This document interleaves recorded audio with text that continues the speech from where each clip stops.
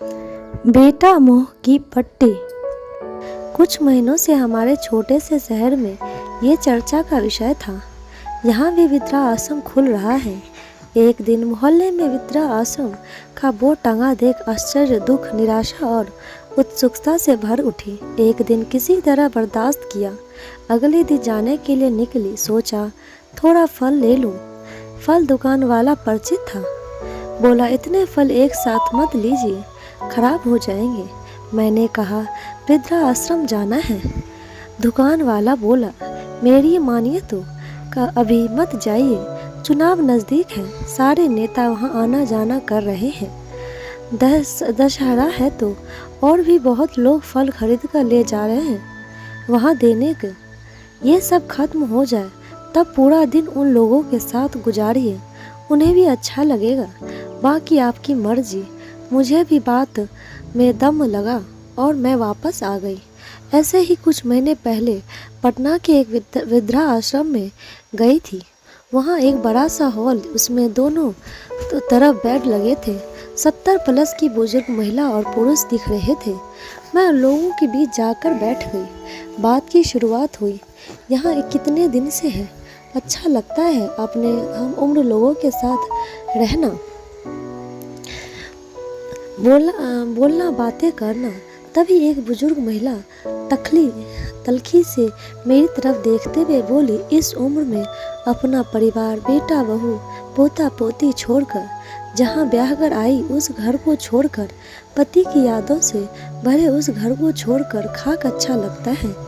ऐसे ही हम जैसे अभागे यहाँ हैं। आंखें आंसुओं से बह चले। मुझे भी अफसोस हुआ, नहीं पूछना था ये सब। मैंने उनके आंसू पोंछे और कहा माता जी मत रोइए, किस्मत किसको कौन सा दिन दिखाएगी कौन जाने, इसीलिए जाहे विधि राखे राम ताहे विधि रहिए। वो बोले कहने में बहुत आसान है और आवेश में कहने लगी, जानती हो मेरे मालिक अकाउंटेंट थे, कृषि विभाग में, सुखी संपन्न परिवार था हमारा। मैं अनपढ़ थी पर मालिक मुझे कभी इसका एहसास नहीं होने दिया। 3 लोगों का छोटा परिवार था हमारा। एक दिन मैं और मेरे पति, बेटा बहुत तेज और आज्ञाकारी था। मेरे मालिक कहते मनोज जैसा बेटा किस्मत वालों को ही मिलता है। मनोज IIT खगरपुर से की इंजीनियर कर MBA की डिग्री ले ली। बहुत अच्छे पैकेज मिल रहे थे, जगह जगह से ऑफर आ रहे थे। नौकरी के पुणे में मनोज ने नौकरी ज्वाइन की और अपने पसंद की लड़की से शादी करने की इजाज़त मांगी। हमने भी सहर्ष स्वीकृति दे दी। परी हमारे घर बहू बनकर आ गई। बहू बेटी दोनों वही थी। हमने बहुत खूब प्यार लुटाया। परी पर हमारी कुछ जमीन रेलवे में ले ला थी और उसके बाद मोटी रकम दी थी। हमने पुराना घर बेचकर मनोज और परी की सलाह पर पुणे व बेंगलोर खरीद लिया, क्योंकि मनोज और परी हमें अकेला छोड़ने को तैयार नहीं थे। हमारी आंखों पर भी मुंह की पट्टी बंधी थी। हम पुणे आ गए क्योंकि मालिक रिटायर हो गए थे। 2 महीना भी नहीं हुआ, मालिक को दिल का दौरा पड़ा। 3 दिन भर्ती रहने के बाद दोबारा दौरा पड़ने से चल बसे। मैं इतने बड़े आघात से उबर नहीं पा रही थी। वो अगले महीने हम दोनों रामेश्वर धाम जाने वाले थे। मैंने अपने गहने, पासबुक सब मनोज को दे दिया। मुझे किसी चीज़ की सुध बुध नहीं रही। पहले परी और मनोज के ऑफिस जाने पर घर के सारे काम देख लेती थी, पर अब अपनी ही सुध नहीं थी तो परी बात बात पर मुझे छिड़कने लगी। परी माँ बनने वाली थी पर मुझे किसी ने नहीं बताया।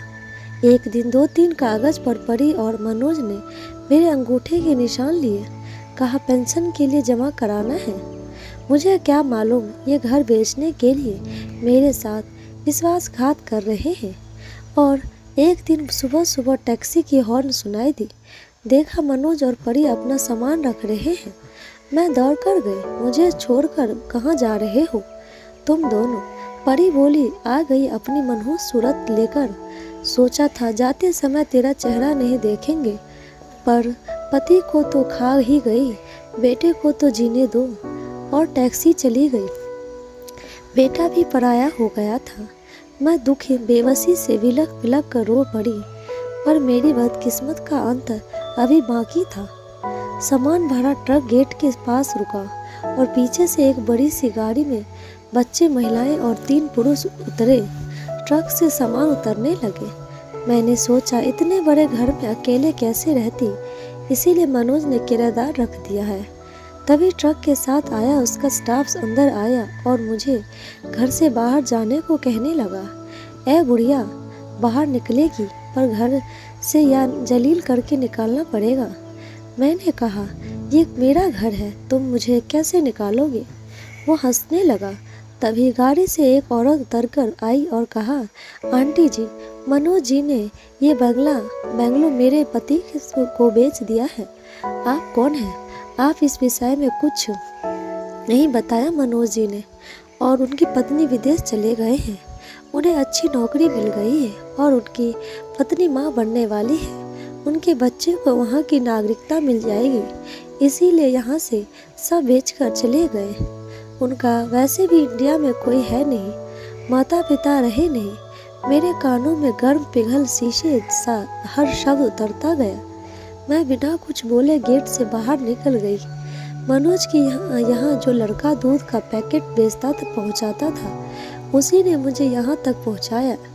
मैंने अपने गले से सोने का जितिया, बिहार में एक पर्व होता है जो अक्सर पुत्र के लिए किया जाता है। निर्जला उपवास, उसी में सोने का जितिया धागे में माँ पहनती है।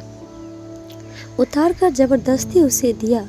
किसके लिए ये सब पहनूं?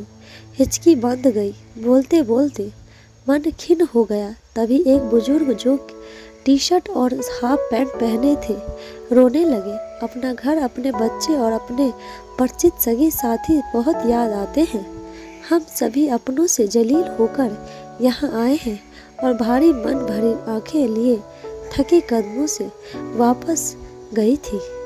दोस्तों, कैसी लगी है आपको कहानी? कमेंट बॉक्स में ज़रूर बताइएगा। लाइक, शेयर, सब्सक्राइब जरूर कीजिएगा। धन्यवाद।